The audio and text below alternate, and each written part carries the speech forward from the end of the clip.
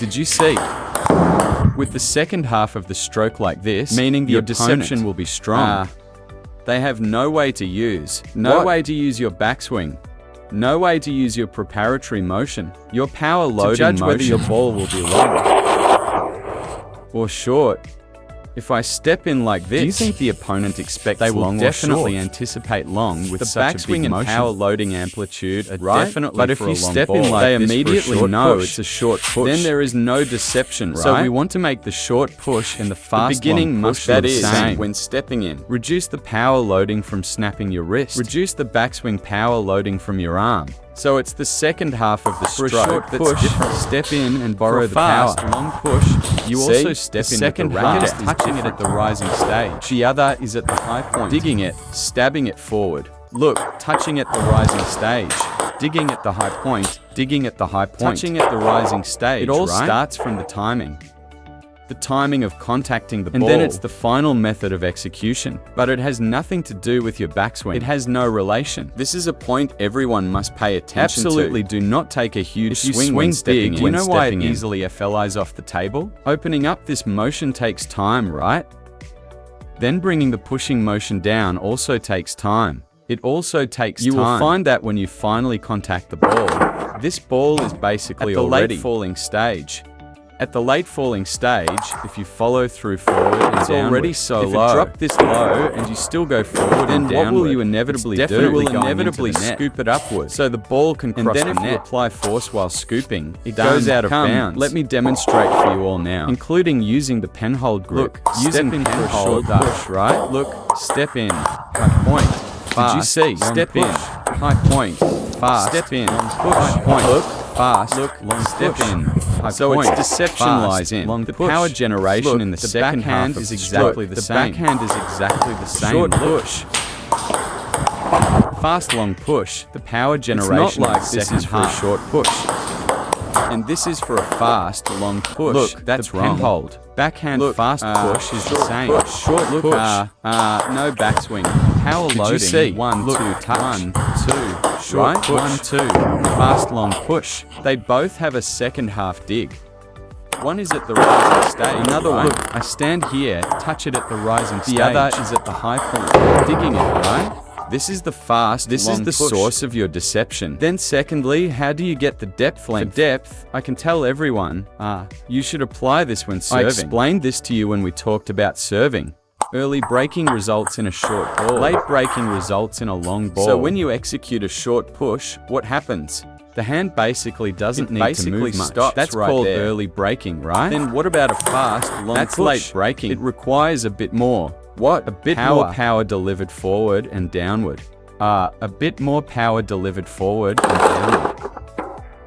Delivered forward and downward, right? Look, for a short push, just place the hand in, touch it, fast, long push, stop. Where do I go? As long as I make basically my motion directed towards the front of my body. Right? Look, I have a forward and downward delivering force. A short push is just touching it, it's gone. Touching it, it's gone, right? For a fast, long push, I have to send it out. So the depth of your fast, long push originates from this. What? The pushing force from your arm. But many friends, why do they still easily? Why does the fast, long push still easily fly Where does off? Its depth come from? It comes from snapping the wrist. This is the problem for many friends. Look, snapping the wrist. If you snap your wrist, you won't know where the push is going. I snapped my wrist and didn't land a single one. So when we execute a fast, long push, although it is a process of active power generation, we actually don't need to. What? We don't need to rely on the power loading of our fingers and wrist.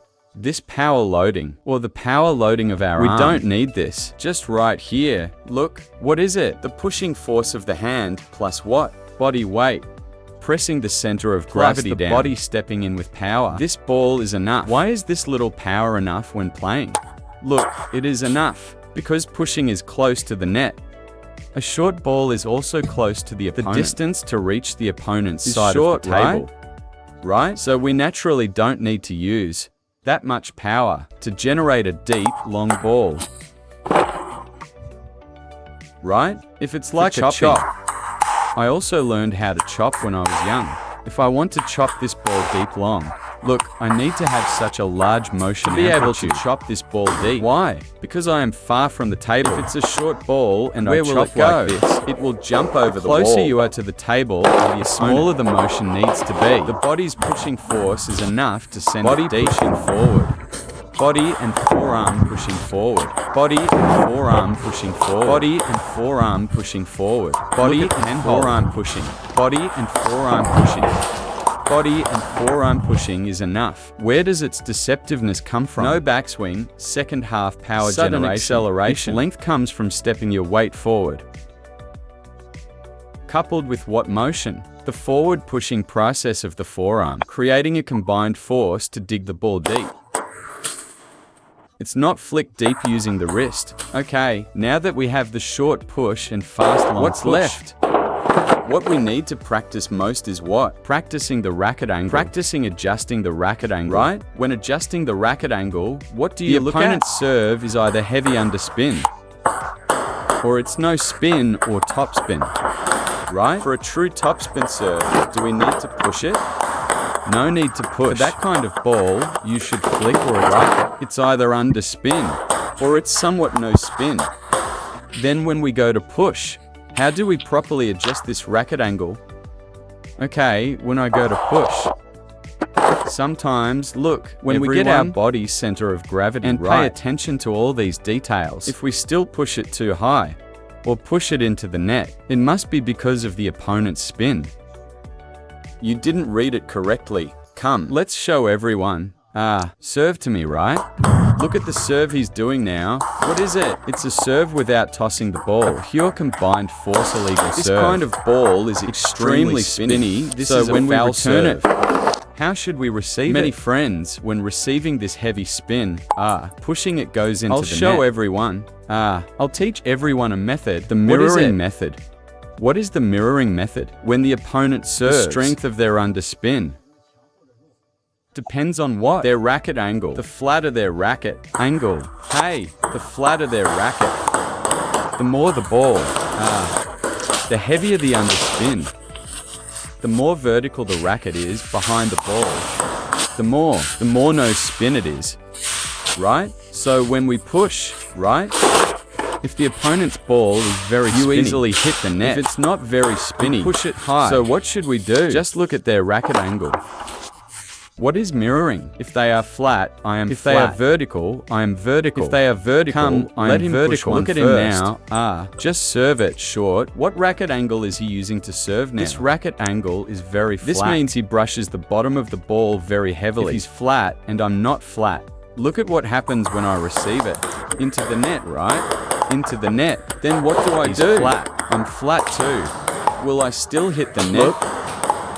It won't hit the net. He's flat. I'm flat too. Right? Then what if he wants to serve a ball? That's not very spinny. A no spin ball. Can he still serve it flat? He can't be flat. He has to hold it more vertically. Hold it more vertically. If he serves it more vertically, then for us, if we still push it flat, look, the ball pops up high. Right? So what should we do? Mirror him. He's vertical, I'm vertical. Look, he's vertical, I'm vertical too. Look, the ball won't pop up anymore, right? Look, he's vertical, I'm vertical. Look, he's flat, I'm flat. Look at this ball. He's flat, I'm flat. Hey, if it still hits the net, it means I'm not flat enough. I'm flat. He's vertical, I'm vertical too.